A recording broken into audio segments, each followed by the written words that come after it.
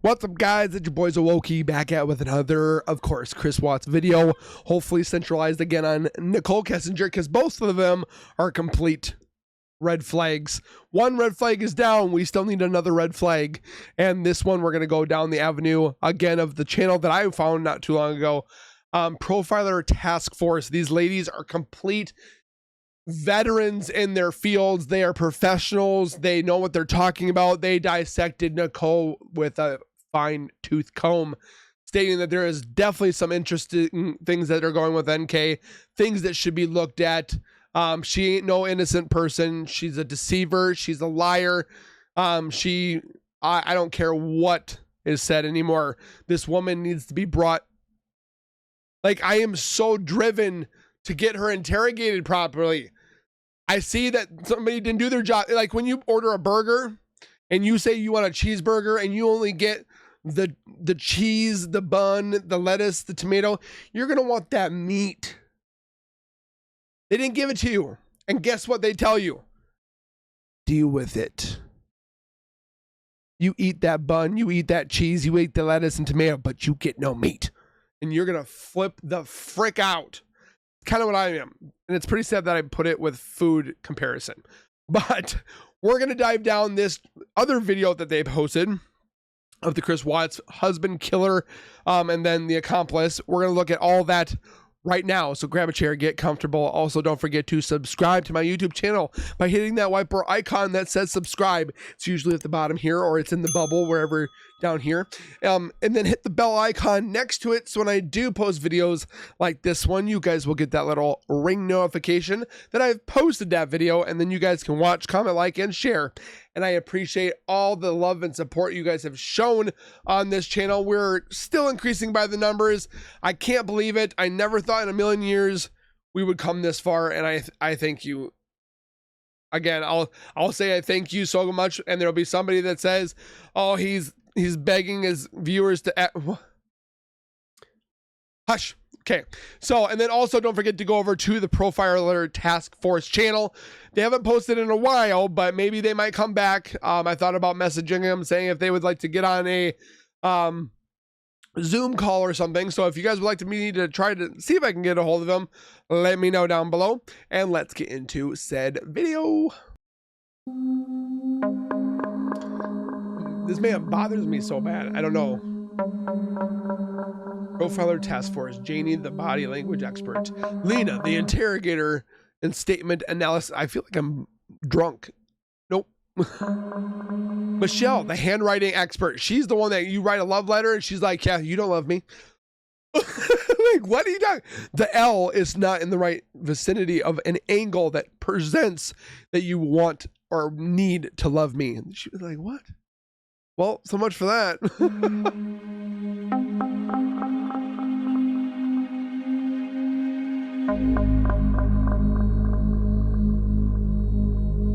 Welcome to the Profiler Task Force, PTF. My name's Janine Driver. I'm going to be your host for tonight. The four of us, four women profilers who, when COVID hit and our speaking platforms were put on hold or adjusted, we came together and said, hey, maybe we could do something where we combine our talents and our profiling expertise and help you at home. And that's what we did. We created the Profiler Task Force. We're on YouTube, on Facebook, and of course on a podcast if you're listening to us over there. My name's Janine Driver. I'll be your host just for tonight. We take turns each month, and we put together this program. We're so excited because we all have gut feelings. And are you listening to yours? For every one message that comes from the brain to your stomach, mine is in pain. It hurts so bad. There are 8 or 9 messages going from your stomach to your brain. Are you overriding them? Or are you listening to them? Let's go in and introduce you to the profilers. Up first, Miss Lena Cisco. Hi, everyone. I am a former Navy Intel officer and Marine Corps certified interrogator who interrogated members of Al-Qaeda and Taliban shortly after 9/11 down in Guantanamo Bay, Cuba. Since that time, I have been training law enforcement personnel, military personnel, and government agency personnel in interviewing, interrogation, detecting deception, and elicitation. And I did a TV show for 3 years as an expert witness catching lies. Susan, over to you.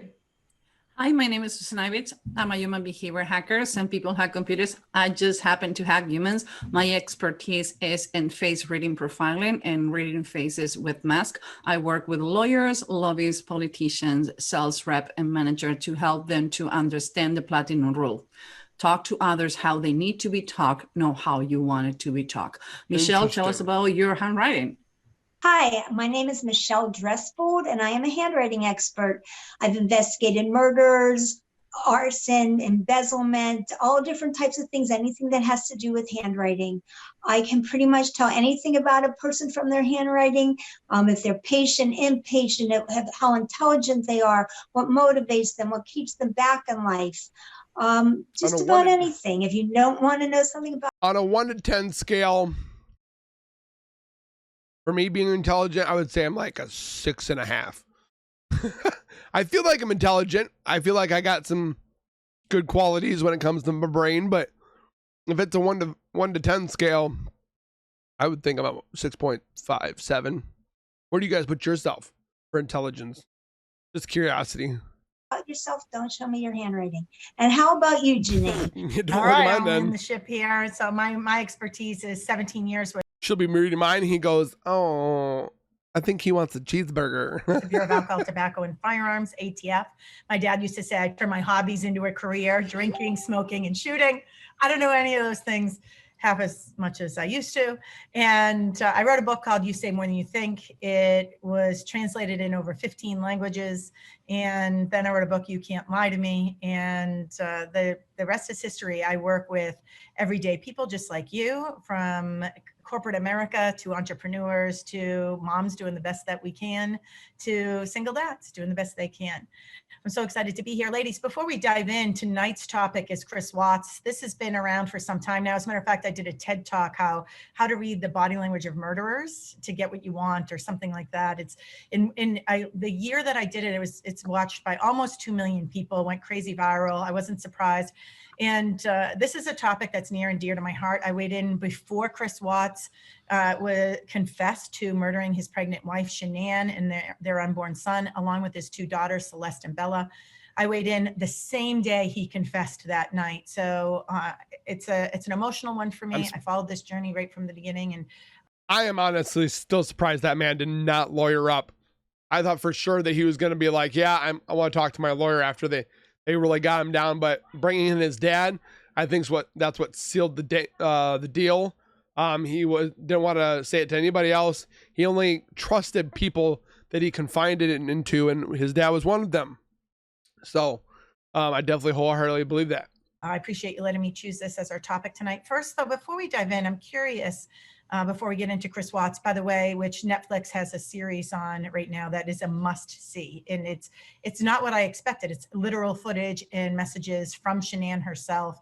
It's like no show I've ever seen. First, I would like to know, it piqued my curiosity listening to you intro tonight. Yeah. How does knowing what you know, how does it affect your relationships? I'm just curious. I have to say, I mean, maybe we ended this out, but I want to know, like, how does this, knowing what you know, how does this affect your relationship? Since tonight we're talking about the relationship between a killer and his unsuspecting wife. Pisses me off. Oh, Susan, go ahead, take it. Oh, we were supposed to be alphabetical order. I always says it's a curse and it's a bless. It's a bless because allow me to have a better relationship with others, but it's a curse because people use it against me. Like, stop interrogating me. Like, no, I'm just a pissed off girlfriend who you was late for the cinema, so they use it against me. If I need to choose between know what I know and not knowing, I will not gonna change it one day of my life. I love it. I breathe it. I don't know what else to do. If I'm going to work in any burger joint, I will be fired in 5 minutes. I don't know what else to do. Lena Cisco, how does it affect your relationship with your husband? You know what? I just say I pick and choose my battles, and some just not worth it. He probably loses a lot of them. All right. How about you, Michelle? Does it affect your personal life? You know, it usually doesn't, except this type of case is the kind that affects me the most. It's when somebody appears to be nice. I think cases where they're crazy. You can see NK is a good one. they've been in horrible things all their life. Sure he And when is. somebody seems to be the perfect husband, the perfect everything, I think these are by far the scariest cases, because we've all been through things and we all go, wait, am I this lucky, or is this something I need to be aware of? I mean, luckily I do know the handwriting. I do look at it for myself. I do look at it for friends. And I tell, before people date, I say, look at the handwriting, because once you're involved, you can't be objective anymore. It, along your lines, Michelle, it puts me in a really pissy mood because, no one can. I go to bed angry sometimes because of this. I'm so like, I want the closure of getting Nicole interviewed, and it's like just eating away. It's like, oh. Kind of, can kind of talk me down out of it, because it's very sad when you see what we saw, even before this Netflix series came out. We all saw suspicious behavior with Chris Watts, and I think we all would agree that we knew it wasn't going to be good news. So let's dive in with the Chris Watts convicted murderer, how he killed his pregnant wife, Shan'ann, and his 2 young daughters. Oh, no, we're done with it. Netflix comes out with a series called American Murder, The Family Next Door. When a friend of mine told me about it, I was like, oh my gosh, I have to watch this. And I was riveted. As a matter of fact, I'll probably watch it a couple more times. And the reason is I've never ever seen a documentary like this. It's literally it's like Shan'ann, who was pregnant and murdered at the hands of her husband. It's like her voice comes back from the dead, because it's video and audio messages from Shan'ann herself. It's video footage of the kids. It's video footage of Chris Watts playing with the kids. It is shocking. So who is this Chris Watts? He was just really a con man at the end of the day. He killed his family on August 13, 2018. In November that same year, he pled guilty for first degree murder. He killed his pregnant wife, Shan'ann. How many times? 2 young, unbelievable, gorgeous, adorable little kids, Celeste and Bella. I'm a mother of 3 sons myself. This case really influenced me. I did a TED Talk on it, and I was very emotional in the TED Talk. I tend to be an emotional person anyway. Me too. Devastating. 2015, this family filed for bankruptcy. They were financially struggling, but does it mean that you turn to murder? There was a mistress involved. This case was very layered, and without a doubt, massive signs of deception right out of the gate. Shanann's best friend, Nicole, was suspicious right in the beginning. And so here's this family that you look at, and I was approached, hey, can you weigh in on this case, this missing pregnant mother and the 2 kids? And I'm like, what is this? And first, we all go in with an unbiased approach, right? I don't know anything about this family, and everyone's like, they're a good family. He's a good guy. People were suspicious. And I just went in and said, okay. You definitely dive down a whole avenue that you would never see in your life about this case. The level of direction and every little orifice of this case has been examined, and it just continues. Some things may be real, some things may be rumored, but this case is just never ending. And I know why. It's because this mistress has not been interrogated.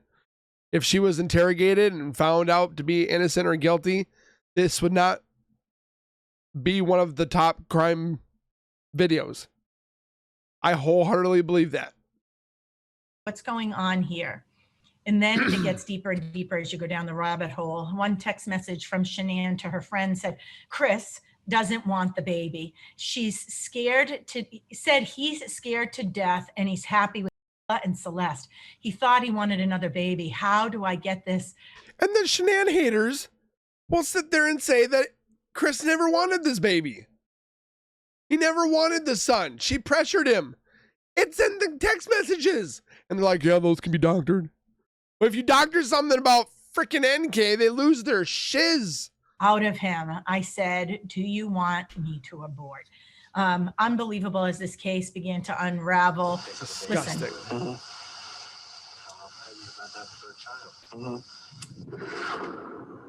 Being asked about the 3rd child, there is no affect with Chris Watts here, nothing. we see him swaying back and forth. We'll go deeper into the body language in a minute and some statement analysis. What does his face say?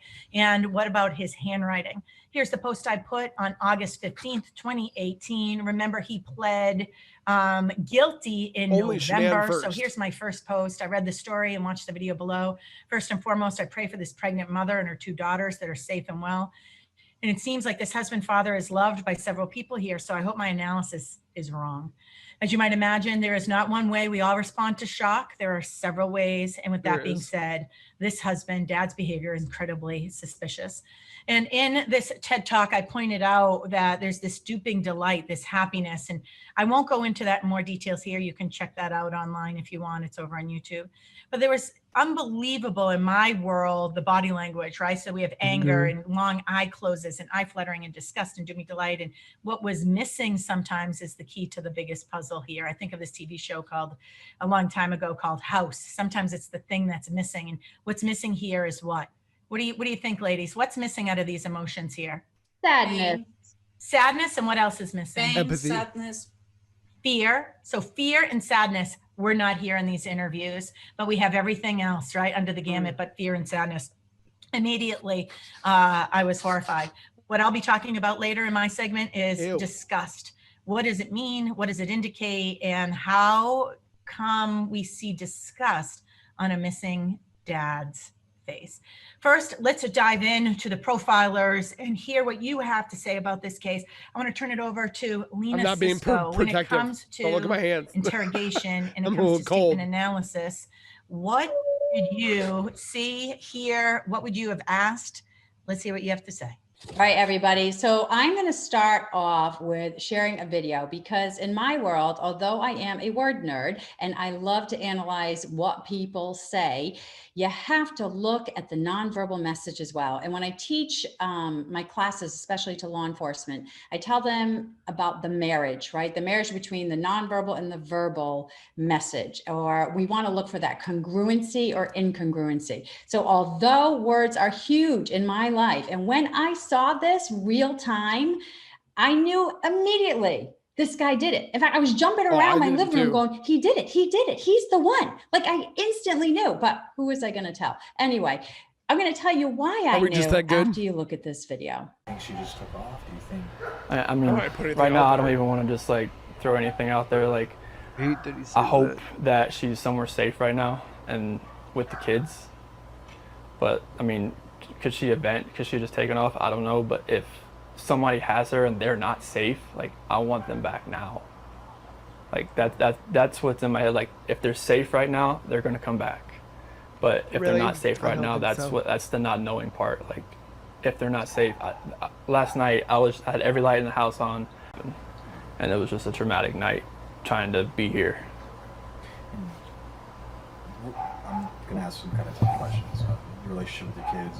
Yeah, my kids are my life. Stop faking it, Chris. So aside from what I heard, I'm going to tell you what I saw first of all, and it was a lot of disgust. And this is what it looks like. So if you look on the screen, it's when the upper lip comes up to the nose. So you can see disgust 2 ways, right here with the crinkle, or you can see it with just the upper lip raising and nothing happening in the nose. Either way, it means that this person is disgusted with whatever they're saying or talking about. I'm so sorry. Now, some of you could think, well, yeah, he's disgusted because he can't find his wife and kids. That's not it. Let's go to the next slide. Because this is what I saw through the whole entire thing, and I should not be seeing it. Why on earth, Chris Watts, are you smiling through this entire interview? If your wife and your 2 baby girls just vanished and you're giving this interview, you don't know where they're at and you're smiling, it disgusted me. I had disgust on my face as I was watching this, and I instantly knew there's something going on. So Dr. Paul Ekman calls this the duper's delight. We like to call it the cat that ate the canary smile. There are some times when people lie, they just can't help but to leak that little smile as if to say, I'm lying to you and you have no idea. Yeah, Chris, we do have an idea, actually. So he smiled through that the entire thing. So let me tell you what I heard. And if you can't remember or want to go back, you can always go back into this video and listen to that clip again. But let me break it down for you. So there are critical elements that immediately grabbed my attention. Number one, He talks about, he says, I hope that she's somewhere safe right now with the kids. I'm sorry, whose kids are they? I think they're yours too, right? The kids. So when people use the kids, the marriage, the wife, it just tells me that you're not using my kids or our kids, and that's distancing. Completely disconnected. Okay, so a lot of people who don't want anything to do with the lie or the negative event or their family members will take away the I, the my, the our, and replace it with the kids. Okay, so that was number one. Then he does the classic word slip. He starts to talk about her vanishing, and he goes, if she has oops, I can't say vanish because that sounds too incriminating. Right. So let me change it up. And he stops and immediately goes on to say, could have just taken off. Really, Chris? Do you think your wife and your two baby girls just took off? Because I don't. So then the next one is, if somebody has her and they're not safe, I think I talked about my rules of grammar before. If you violate rules of grammar when it comes to pronouns, there's something wrong. You're hiding something. So he starts off that sentence by talking about if somebody has her and they're safe. It doesn't make sense. It should be she's safe, but all of a sudden now it becomes there. So which is it, Chris? Is it her or is it there? I don't know. Then he says, like, I want them back now. You have to add the word like. Are you kidding me? Okay, I want them back now. To me, like it sounded exactly like Barry Morphew when he was talking about his wife. I want her back now. I need her back really? So bad. Well, maybe if you didn't kill them, you could have her back. Right? The next thing, he stutters and his rate increases so much. He starts to do this thing called double talk. And I have to credit Janine because I learned that from her. It's when they're just rambling on and not making any sense at all. Why? Because he's reached cognitive overload. He is so stressed out. Cortisol is releasing that the brain starts to shut down because our limbic brain, our primitive brain starts taking over. And that's our emotions, right? Where the prefrontal cortex, our thinking brain, just shuts down. And he can't even make clear statements or sentences anymore. So he goes on to ramble about all this stuff. And then he ends on that video clip talking about what I call fluff. And yes, I do teach fluff to my law enforcement classes. It's a whole lot of nothing about nothing. And when people start adding a lot of fluff that doesn't make any sense, it has nothing to do with what we're talking about, I know you're trying to smoke screen me. Okay. So the fluff is, I went home, I had all the lights on and blah, blah, blah, blah, blah. With all the fluff from Nicole, we know, I hate to say this, we know Nicole Kessinger's fluff. She's got a lot of fluff and we see it. And it needs to be exposed. She needs being questioned. Blah, blah, blah. This is what I heard. You're not telling me anything, Chris. But you're telling me a lot, but it's not good. He says at one point, he talks about being a very traumatic night at the house. Yet as he tells us this, he leaks this big old smile. And then he does a hard swallow. That just tells me, yep, cortisol has released because Chris Watts, you are drying out now. So when we get so nervous, cortisol releases in the body, two things dry out. Our eyeballs dry out, and if I don't have a contact problem or if I don't have dry eye, and it's not my normal baseline, and I start to do this, it means my eyes are drying out from cortisol. If I start to hard swallow, meaning you can really see that swallow happening. It means I have no saliva going on. Why? Because I'm drying out, because I'm nervous. So I see this hard swallow, and immediately right after that hard swallow, bam, what you see on your screen. Yeah. So again, another little tidbit I picked up from Janine Driver. When you don't like what you see and hear, your lips will disappear. He is just closing off everything. He can't take what is happening around him. He is so stressed out. And so he's shutting down and closing in his lips. You can't even see any lips there. And at the very end of this, he says, my kids are my life. And he laughs about it and he looks away. And let's go to the next season. And that's what you see. So at some point, Chris Watts, please stop smiling about your missing wife and children. Janine, back to you. Lena, very interesting. For you listening at home, we don't talk about in advance the profilers, what we're going to be discussing. And so I find it interesting out of all the body language moves with Chris Watts, you focused on disgust in particular. And I too will be focusing on disgust. I'm going to take it in a different direction for people to really put themselves in the shoes of what is that disgust. And we'll get to that in a bit. First, any questions from Susan Ibitz or Michelle of Lena Cisco and what she shared? I would like, most people don't understand what is duping delight. Can you explain for the people who haven't been trained what is duping delight? Yeah, it's like Probably I said, it's something my like the ex cat did. ate the canary grin, like, oh, I'm getting away with something, so I'm secretly happy about it. So we smile for 3 reasons, right? Number 1, I'm just happy and I smile. Number 2, I'm embarrassed. I did something, whatever. Number 3, I'm getting away with something. And it's just that little smirk, that smile that says, ha ha, nobody knows my secret, but I did something, right? You know, especially when they're out of, you know, when it's out of context and it doesn't belong there. So like, I'll give you an example. If I fired you from your job and you smile, you're like, okay. Oh, okay. Yeah, I'm like, are they going to key my car? Are they going to slam me on social media? Like, it's those, and you see this with a lot of murderers too, when they show evidence of the person they killed, like their wife or even a kid, you can see them smiling in the court, like, I got you, like I'm the boss here. It's very spooky. I love that you talked about that duping delight. Questions, Michelle? No, my only question is, if we take it and we make a video and do it very slowly, we can pick up these things. How hard is it to pick it up when you're just in real life and very quickly the person's smirking or giving you a kind of a lips in? Do we pick that up subconsciously, or do we have to watch something in slow motion?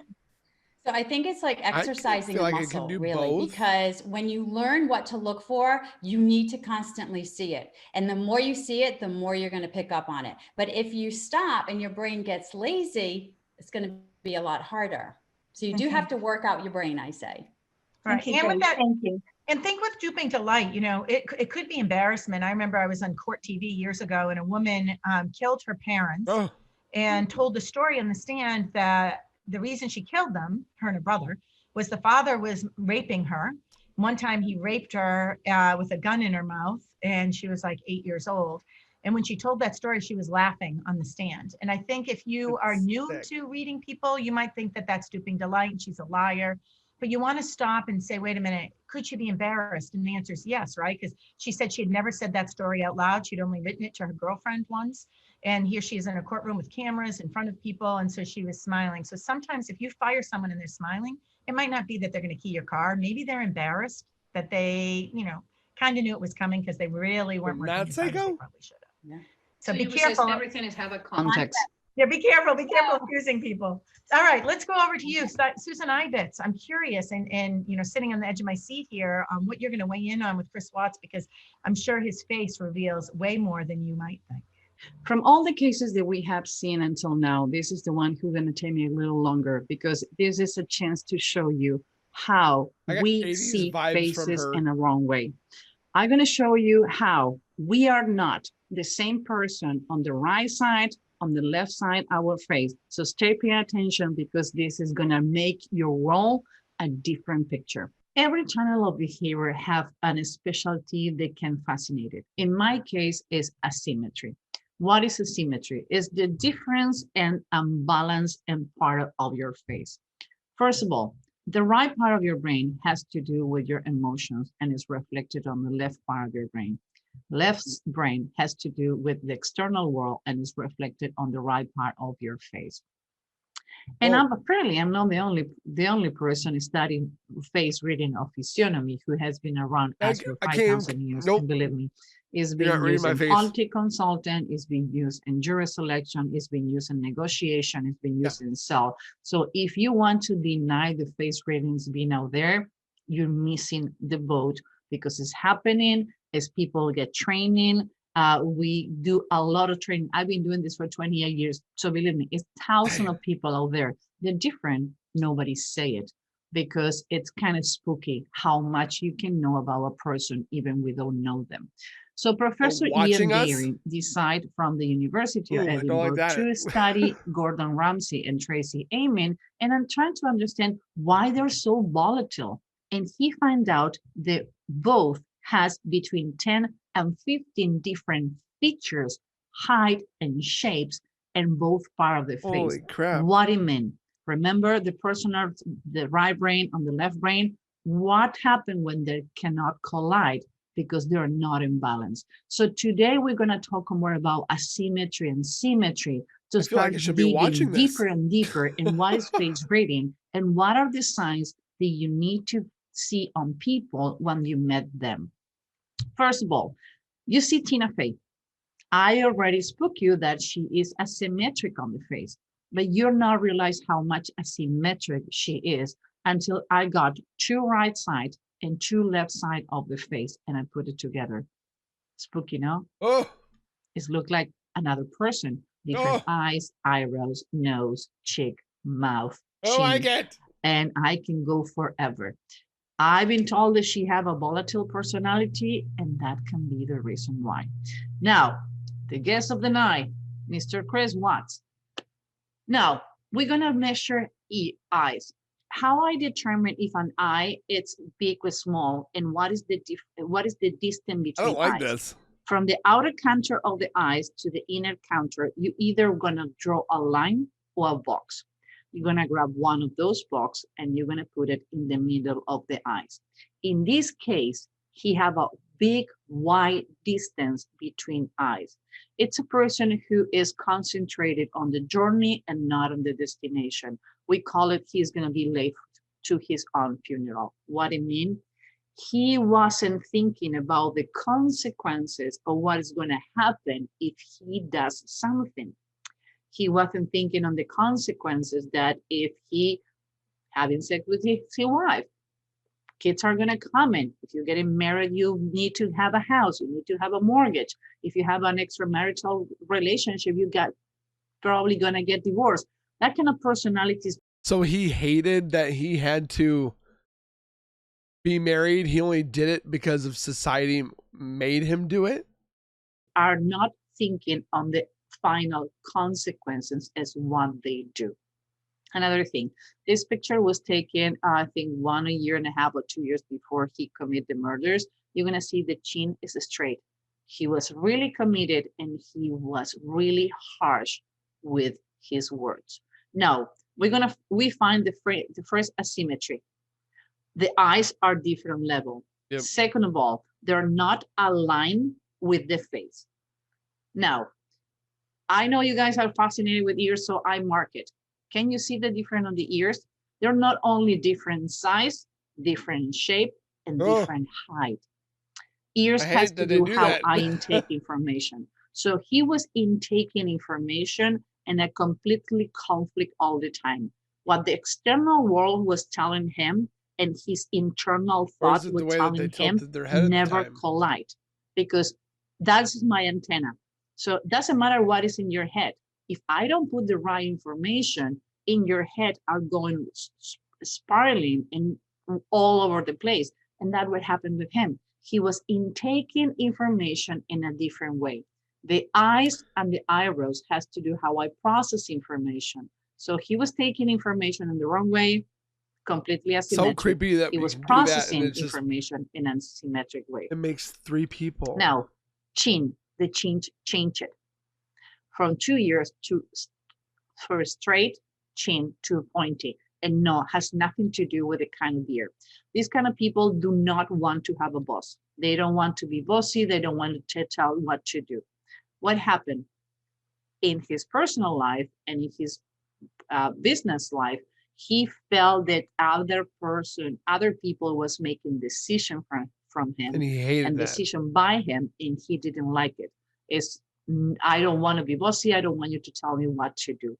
So he started being more aggressive when he was talking, and you're going to find people with pointy chin telling you all the time, or they want to tell you what to do. And every time that you tell them what they need to be done, they're going to reciprocate with aggression. Why? Because the chin has to do, everything under the nose has to do how you communicate with others. So his chin and the way that he communicate with others change it. Now, another asymmetry, the height of the eyebrows and the position on the face and the height of the eyes is asymmetric too.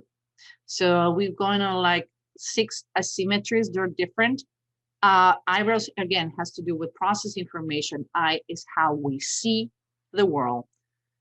That's so crazy. Another thing that we talk a lot is about proxemic. Proxemic is the way It's so I creepy allow that you they to can get look at inside this. my life. Has nothing, it's not only about You get the creepy the feels? physical proxemic, has to do with emotional proxemic. He was more friendly on his business side than his personal side. In his personal side, the proxemic was a little higher, meaning that he was more reserved. He doesn't want to get to others. It takes time for him to allow you to get on his life. And his business side, what everybody knew, he was a cheer up, he was really friendly person. Again, we have a conflict.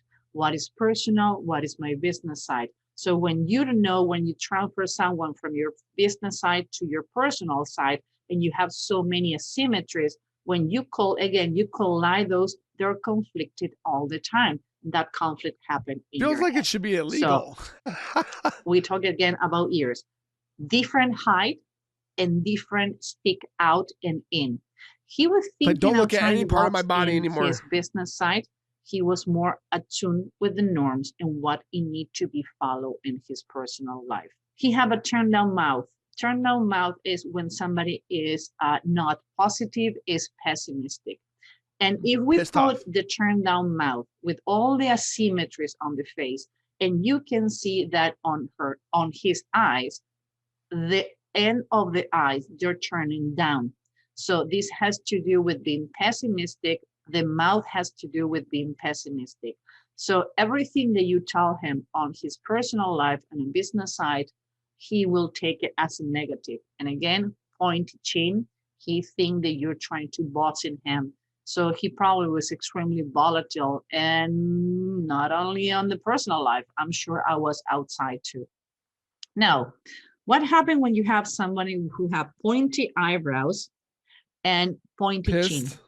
Is somebody who is intimidated and lack of compassion, is detached for the feelings, and is coming me first.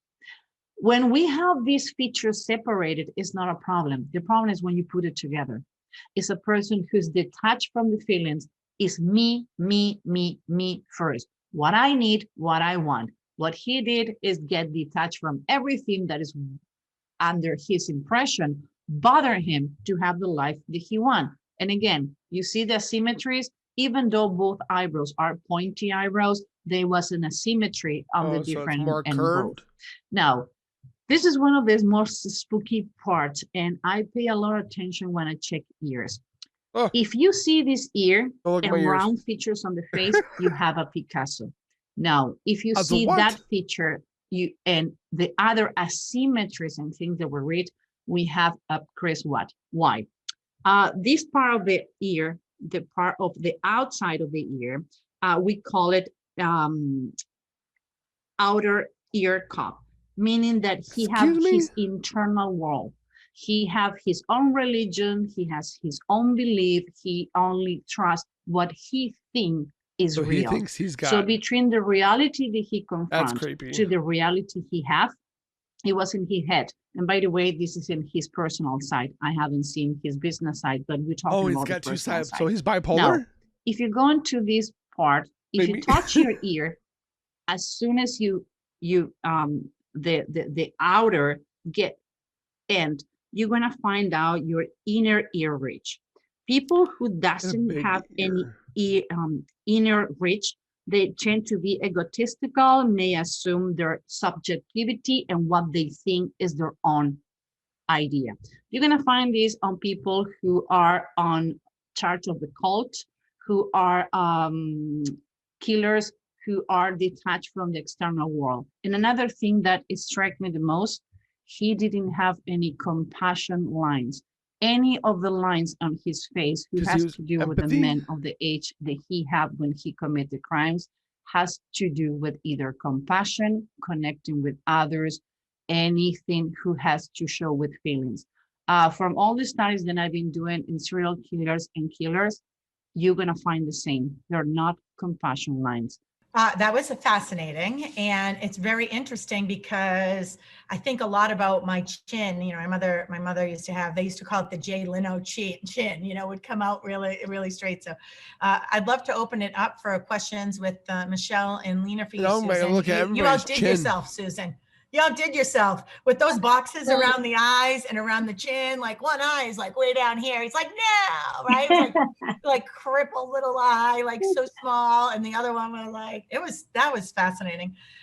Michelle and Lena, any questions? I loved it. I have a question. Susan, and I've always heard that symmetrical people are healthier genetically, et cetera, Must be nice. And you're basically, if I'm understanding correctly, saying if you're really not symmetrical, you have more emotional or mental issues. But does that mean somebody who's like a model who has a perfect face is mentally more sane? That's my question. So, you know, there's my question. So is somebody who's beautiful, at least in our eyes, with a perfect face, are they mentally more sane, or is that just one teeny aspect? So there's my question. There are women who think that Chris Watts is extremely attractive man, and they're not going to see the differences. The reason I put the boxes and I was so picky with the symmetry is so we can understand, because this is a learning process to help people to understand better others. So when Harvard did a study in 2001 about symmetry and why in advertisement, they're modifying the pictures and they make it so more symmetry, because our brain takes symmetry as perfection. Nobody have a symmetry face. The point is how asymmetric or symmetric your face is. So my face is asymmetric too. Thank God on the right places, like Janine, Michelle, and Lena. Wonder if I have the right places. In this case, the places where the asymmetry happen has to do with intake information, process information, feelings, emotions, and how you talk to others. So in this case, the asymmetry happening in places that can be complicated. That's the reason it says, when I show the ears, like most artists have that ear that when you don't have the inner counter, but it's not a problem. The problem is when you complement it with other things. So perfection, it's on the behold of the person who see it. If I show Chris Watts to most women in my class, they're like, well, he's kind of attractive, how he can be a serial killer. Like, wait a minute, let me show you why he was fighting all the time for his own demons in his mind. Got it. Thank you. Thank you, Michelle. Lena, do you have a question? So when I look at pictures, and I was doing it during your presentation, I will take a piece of paper and block half the face, and then I'll flip it over. And it looks like creepy. Two separate people, because the expression is like anger and then happy, or it's just bizarre, because it really comes across as two personalities. Why does that? Actually, three. Well, it's happened when they're different in development, different in emotional IQ, different in how you keep your personal life. Not all of us has been working for a long time, like cannot talk to others what we were doing and how we're doing. So I look for pictures of me on my 20s and 30s, and I see that my professional side everything is smaller.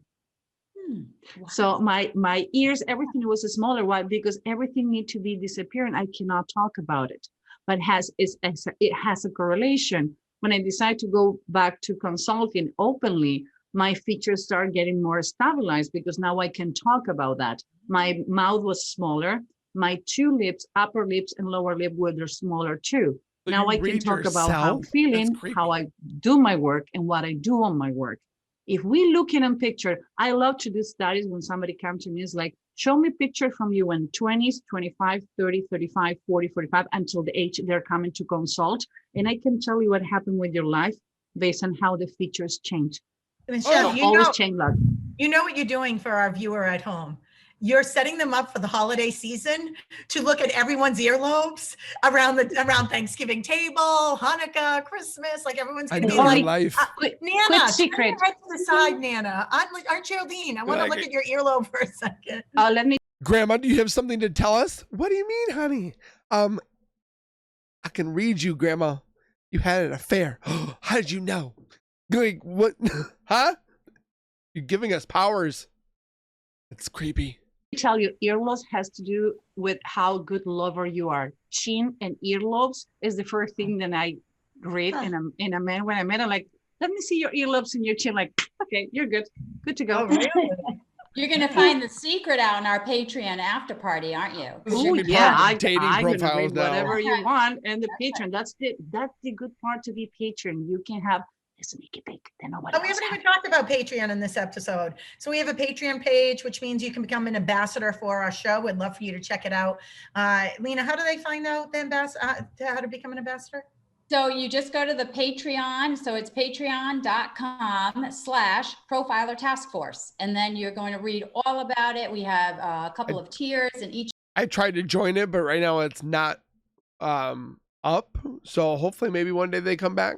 Tier that you can become an ambassador of, you get special perks. Like tonight, you're going to have, we're either going to have a special guest or we're going to be doing some role plays and decoding what your or your loved ones or someone you don't really love, you know, what are they saying without saying a word? And that happens live 9 p.m. every East Coast time every Wednesday night as well. All right, let's dive in over. And our website is theprofilertaskforce.com. Check us out. We put previous shows there along with additional content. Michelle Dressbowl, before I land the plane with some body language, this case that really struck a chord for me, I'd love to know whose handwriting you were analyzing. I'm assuming probably Chris Watts, and what you found out about it. Ladies and gentlemen, Michelle Dressbowl, author of Sex, Lies, and Handwriting. Okay, why don't we look at this first slide? Now, do you see this black and white drawing? It looks a little like Janine's hat, but look at the spiral. Do you see how it starts off big? And it goes down, down, down, like some spiral or a funnel, as if somebody is spiraling downward. Why don't we look at the handwriting? Now, this is Chris Watts' handwriting. Now, the very first thing, and I'm an artist, so you want to look at it as a big picture. Notice that it starts off big.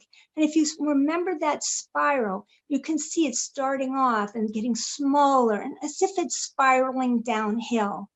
Now, this is before the murders. And as you can see, we're reading somebody's brain print. What is happening to him in his mind?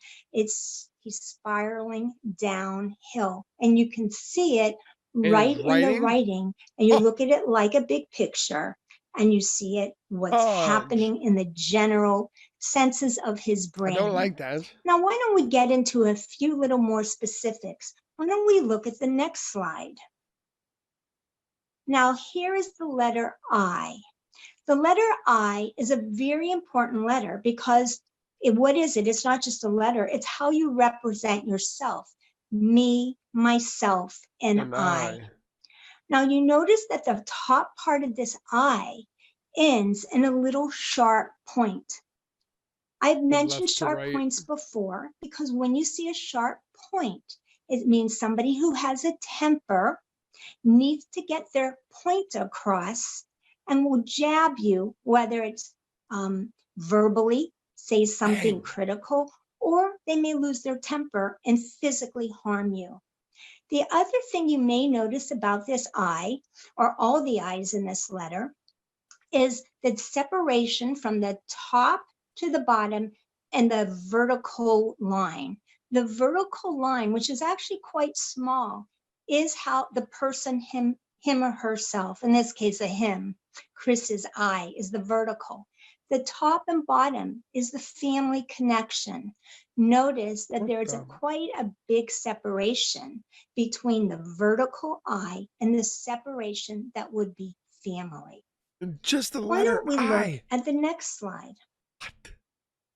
Now, this is an interesting slide. And if you look at that second letter, you will notice it's a phallic symbol or resembles a small male's part. And when you see phallic symbols in handwriting, It almost always means that the person is into or obsessed right now, at least while this is going on in his handwriting, To what? with kind of kinky sex. So when you Ew. see letters that turn into phallic symbols, you're dealing with somebody. Note to self, do not make my dues with a little flinker, offie, whatever. I am not what Chris is. My gosh. Who's obsessed Yeah, with some nasty. kinky sexual activities. Now, that might be one of the reasons that propelled him. You start to see phallic symbols. I would be very interested to see when these phallic symbols started in his handwriting. I don't know that, but here it is. Before the murder, we're starting to see a phallic symbol. Look at the next slide. Now, I find this one very interesting. When you see a quote bad guy, there's two different kinds, maybe more than two, but there's the kind that you are afraid of when you see him. He has tattoos all over his face or a big swastika on his head, and you go, oh my God, this guy is scary. But what's scarier than somebody who appears scary? Somebody who appears nice, appears fine, but is really very dangerous. Now, that's what a con artist is. They appear like you can read them. They appear nice, and then boom, they take you for what they can. I took a word out of context in his letter. Now, if you read the letter, I'm sure you would have read this word and thought you knew exactly what it said. But what could this be? It could be an LIVS,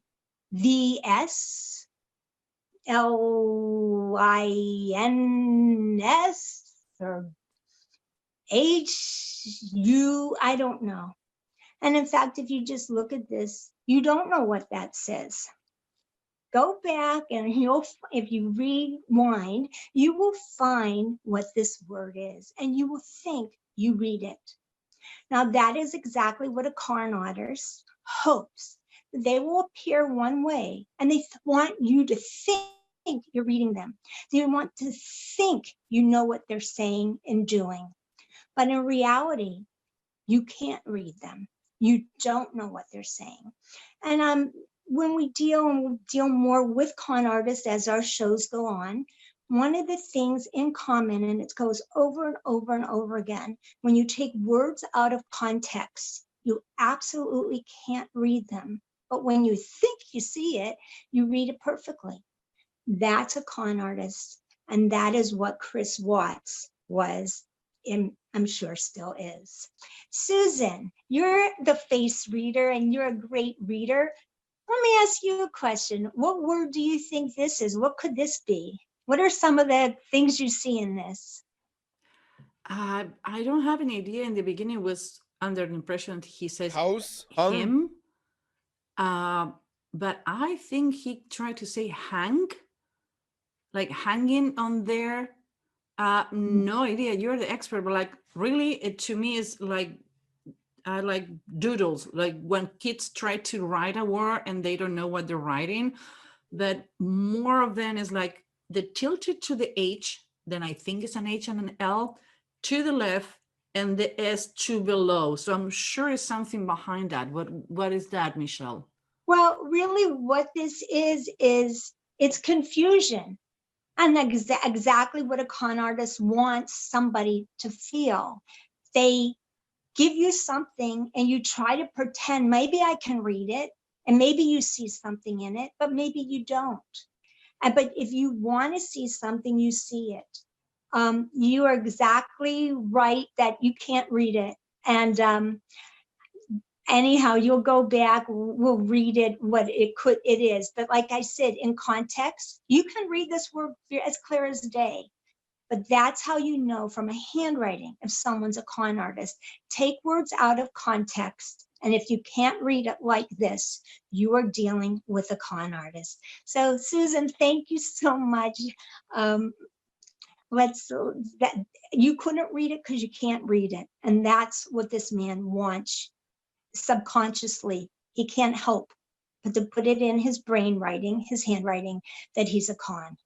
Michelle, I have the honor and the luxury to study with Amino Ansapir. He was a polygraph and interrogator in Israel, and now he's doing this. He's in United States. And when I study with him, says one of the biggest problems my students have is they don't read what they see on the paper. They allow their own dictionary to fill on the gaps. But if we can get naked of what we know in our bias, less we know about the subject that we are reading, more truth we can find. In my case, when I read a face, I prefer not to see the face on absolutely anything about the person, to be more accurate and not allow my bias. What happened when you have a handwriting? How is your process for that? It's also very similar. Example, once you know somebody, I tell people, if you want to have somebody's handwriting analyzed, if you're dating somebody, get it early on, because once your emotions take over, once you think, oh yes, I know this person, it's very hard to see things. It's hard to see, wait, he's a con artist. I don't want him to be a con artist. It's hard to see, oh my God, he has a temper. Well, maybe I made him angry.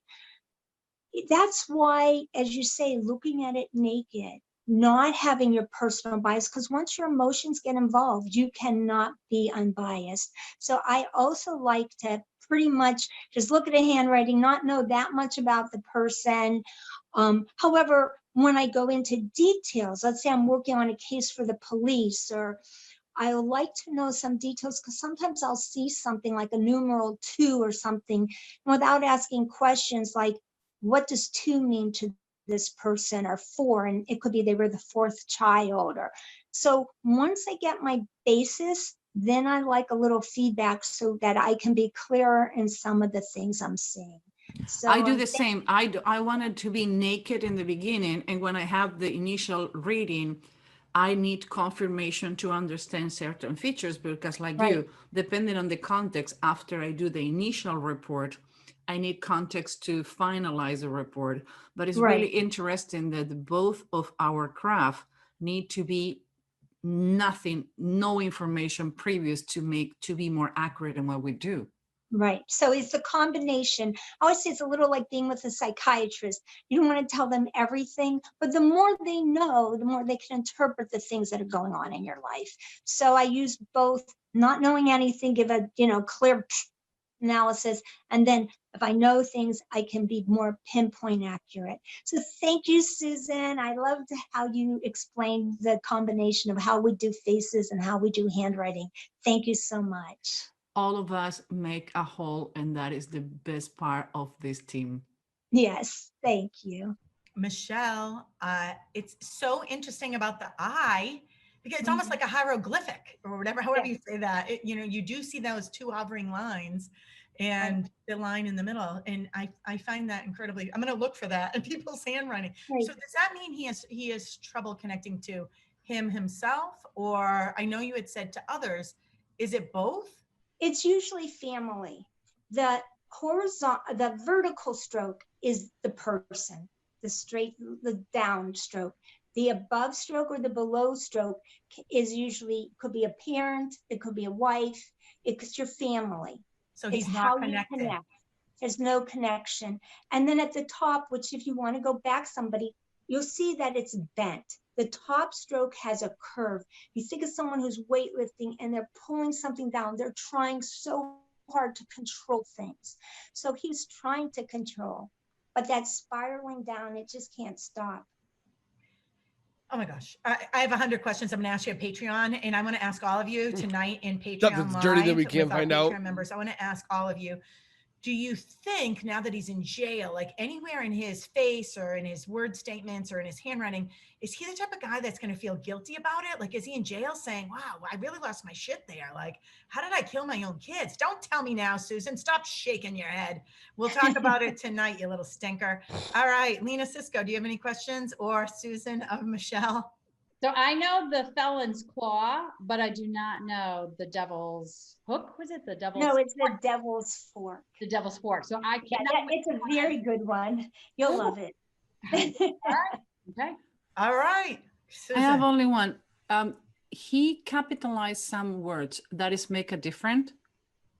Like all some ever at first like look like capital letters and they're different than the other ones. The words are different than the rest of the handwriting. It's make a difference. Yes, when you look at handwriting, again, like when you look at a face or the statement someone makes, you're looking for consistency. The more consistent somebody is, the more predictable they are. The more there's something big and now it's small and now it's big and now it's capital and now it's lowercase, and you can't predict what it's going to say. You know, can't predict, why is this capital? I don't know. That's an unpredictable personality. Thank you. It's unbelievable. It's you're the artist in the group. It's just like looking at a piece of art, noticing how he goes from bigger to smaller. If you just stop and forget there's words on the page and just say, okay, imagine this is a picture, an art. Right. You would, I think, be able to see it more. And you know, you can't unsee what you're learning with us. You can't unlearn it, unhear it, unsee it. We are the Profiler Task Force, theprofilertaskforce.com to find out more. My name's Janine Driver. I was the host for the month of October in 2020. And this will be my last segment. Next month in November 2020, Lena Cisco takes over. I'm up next, I guess, ladies. And I'm going to take us a little deeper down that rabbit hole that Michelle showed us with the black and white to what is, you know, what truly is disgust. You know, Lena started the party talking about disgust, and I'm going to land this plane on, you know, to really get you to understand what is disgust. When do you have it? What does it symbolize? When does it indicate? And then you can judge for yourself. Why is it so out of place with Chris Watts? August 13, 2018, Shan'ann Watts, pregnant, murdered at the hands of her husband, 2 young daughters, Celeste and Bella, also killed at the hands of their dad. He confesses, Chris Watts, the father/husband, on November for first-degree murder. In between those two, from the event of murder to him confessing, I did some social media on him and was very concerned. As a matter of fact, I was really emotional about it because I said, I have a family member who's a battered woman. I myself was at the hands of an old lawyer boyfriend of mine who beat me up and left me for dead, which is a story to talk about maybe another time. And so I have a kindred spirit to battered women. And if you had ever told me I would pray that Shan'ann Watts, pregnant, was a battered woman, I would have said you were out of your mind. I would have never prayed for any woman to be, or any man to be battered at the hands of someone they love. But I was praying because that was going to be the best case scenario based on what I watched with Chris Watts here. Now, he did different things, several long eye closes, right? So this is that eye blocking that we don't want to see it. We don't want to hear it. And he showed anger quite a bit. As a matter of fact, when I play my video, I'm going to kind of fast forward it back and forth and see if you can spot it as you begin to go deeper down our rabbit hole of learning how to trust your gut intuition, because your stomach is sending messages to your brain all the time. Wait, look for this, listen for this, read this, decode this. Disgust is where I'm going to hang out in the bottom left of your screen here, just like Lena, going a little deeper. And then that duping delight that Lena did such a fabulous job. Thank you, Lena, of talking about the duper delight. First, let's look at this. I want to take you on a journey to understand disgust. So I'm going to hopefully disgust you at home and disgust my fellow profilers here. This is dust mites that are in your house. This is what they look like under a microscope. And that's gross. The number one way to prevent dust mites are to take your shoes off at the door. As a matter of fact, with dust mites under the microscope, things on your couch, on your floor, in your bed. If you have toddlers and newborn babies, let me tell you, their sheets probably have dust all over them. Or what are they doing? Your babies are putting old dusty stuffed animals into their mouth, right? They're licking the dust off of things. And it's even proven that there's often arsenic in dust, and that's coming in from these outside contaminants. And so this is, if you zoom in, this is all over your house. One of the ways to decrease it, again, take your shoes off. That's one of many ways. At the front door, and the dust will go down dramatically in your house. If you have pets, same thing. They're walking in with all of this stuff from the outside, and it's all over your house. This right here is a dead mouse found inside of some of this cooking sauce. There's this dead little teeny mouse. Look at Lena. You can't see them. I probably should have kept the ladies on. I don't know if Susan can throw you back on, but Lena has literally her hand over her mouth and her hand over her face, and now her hand is over her mouth like this, like wanting to throw up. Michelle is resting her hand like this with some deep swallows. Ew. It almost looks like you're chewing gum. Please tell me you're not eating while I'm I'm chewing gum. Oh my God. Hey, Susan, feel free to slap you ladies back up on the screen while I show a couple discussed. I don't know if it's easier said than done. Can you put it I don't on? want to see this. Okay, let's get the ladies on. So on the. Because I'm going to on. have you vote too. We're going to play a little game here. Oh, Discuss. good. Oh God, you're gonna play. What I think is gonna be painful. It was Okay, gross. What's coming we up are all in again. Okay, so imagine you're making, an Asian dish at home, and you take out your enchilada special sauce, cooking sauce here, masala, whatever it is, and there's a mouse that comes out as you're making the dinner. I remember once my sister Carrie came to visit me in Connecticut, and it was my first apartment, so people had donated dishes and pans, and my sister made this amazing chicken dish with pasta, and it was with artichokes and garlic. And she's like surprising me when I come home from work. I worked for ATF, it was my first job, 1992. And I come out and this amazing dish she made was on the pot and the big giant pan I never dusted. It was over the sink. And I looked at her, I go, you put it in the dirty pan. She goes, who puts dirty pans above their refrigerator? I go, I do. I haven't had time to dust them all. I just moved in. So the whole food was, you could see along it was really gross. So we did not eat. She goes, you can eat what's on top. I'm like, yeah, that's not happening. All right, this is at McDonald's. Getting some chicken tenders at McDonald's. There's no way. True story right here. And I don't eat anything who have a head on it. Okay, so I want you to look at Lena's behavior, especially because she's super into animals, okay? So I want you to look at what happens when something's really disgusting. What is Lena doing? She's eye blocking. She's like holding back vomit. She can't even look at this. This happens when there's something we just don't want to see. Susan's touching her nose right here. Okay, right here, a woman is eating this soup at a McCormick's and Schmidt's restaurant, which I've eaten at those many, many times. I like them. And she's biting something kind of chewy.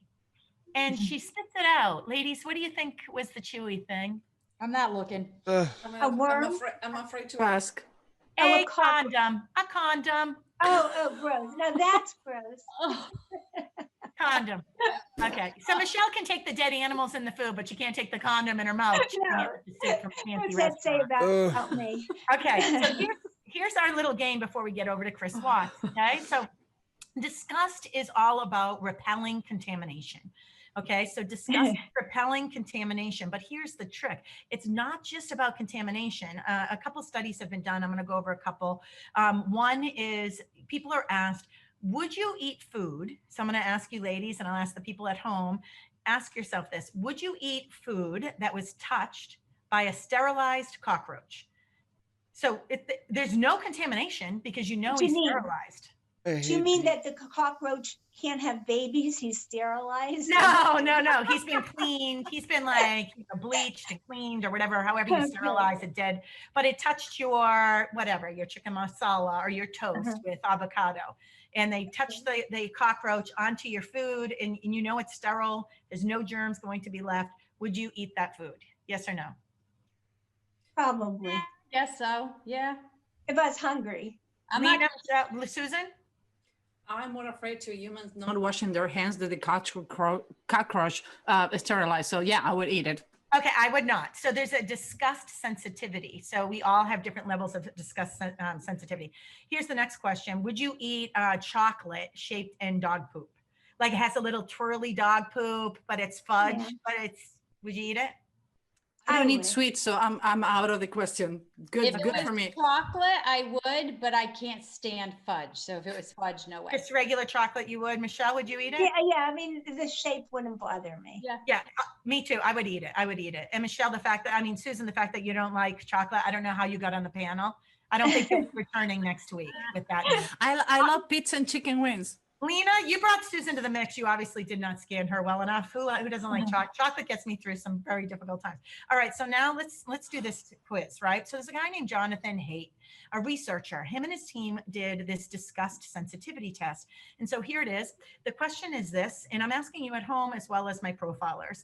If there was a bed at a hotel and you checked in and you knew someone died there yesterday of a heart attack in that bed, but they've changed the sheets, brand new sheets, but someone within 12 hours of you being there yesterday died of a heart attack in this bed. No. Would you sleep in this bed or would you ask for another room? So going to the people at home, think about it. Ask yourself what you do. What's your disgust sensitivity? Next, Susan Ibitz, would you sleep in the bed?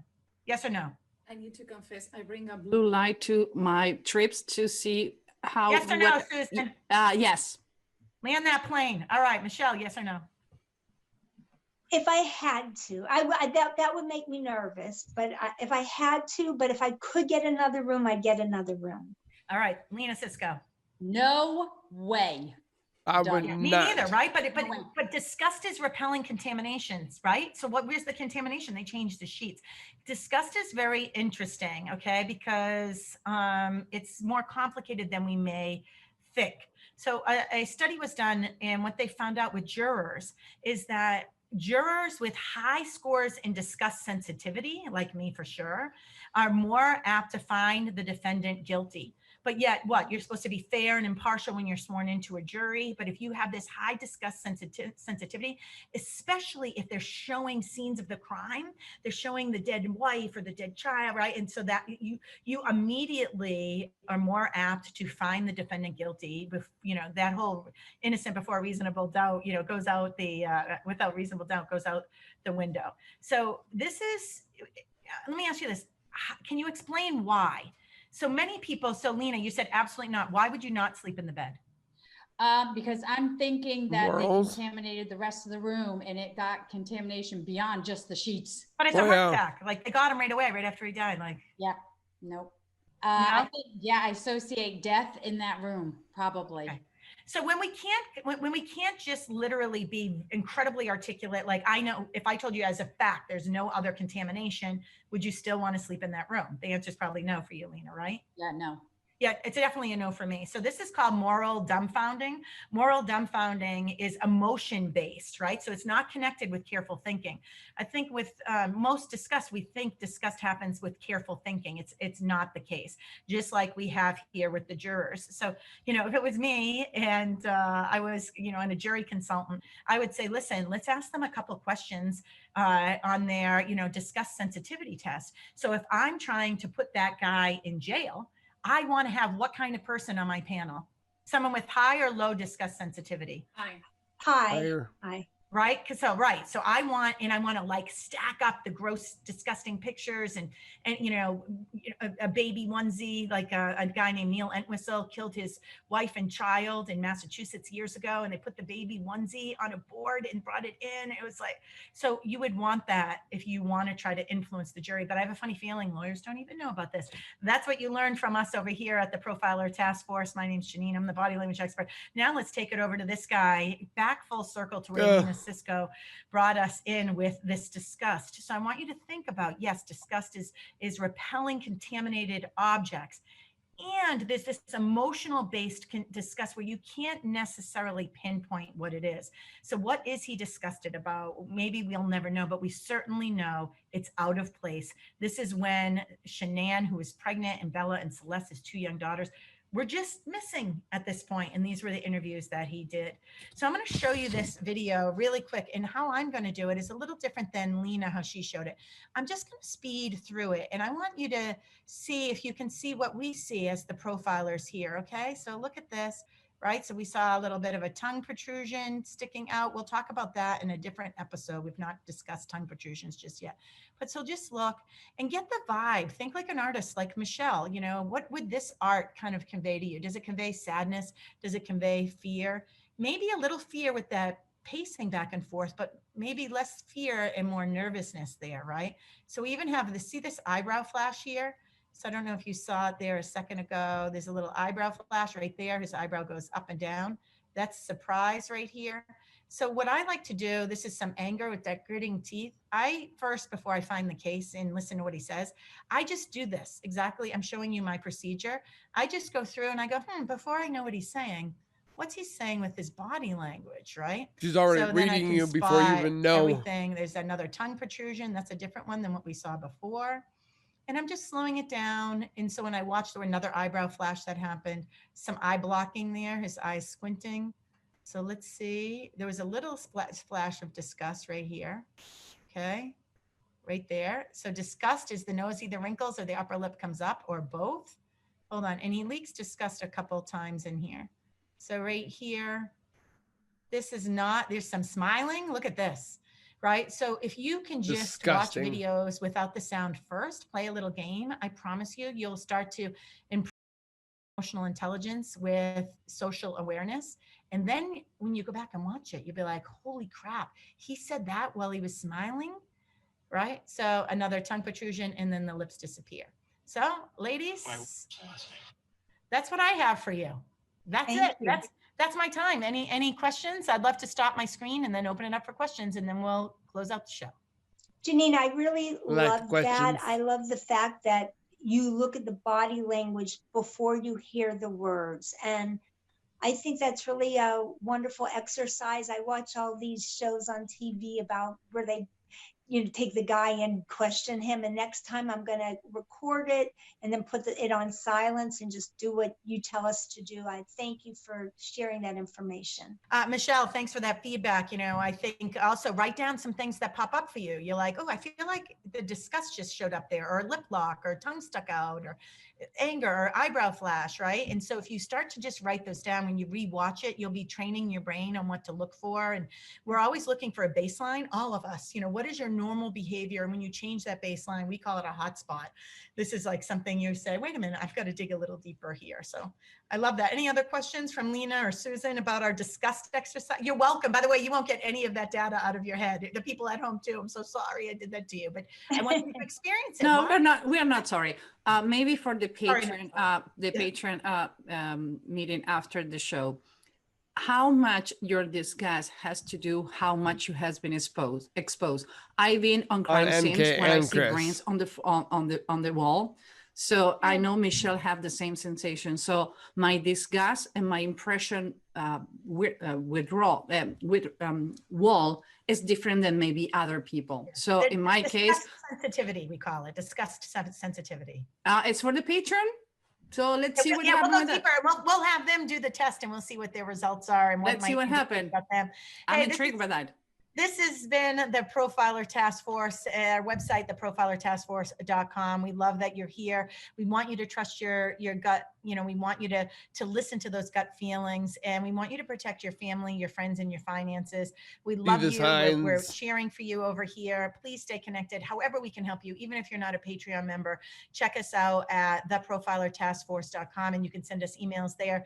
And as we wind down, one last time, Lena Cisco, how can people become an ambassador of the show, actually direct the show and join us with our VIP guests? This show airs every Wednesday night at 5 p.m. East Coast time.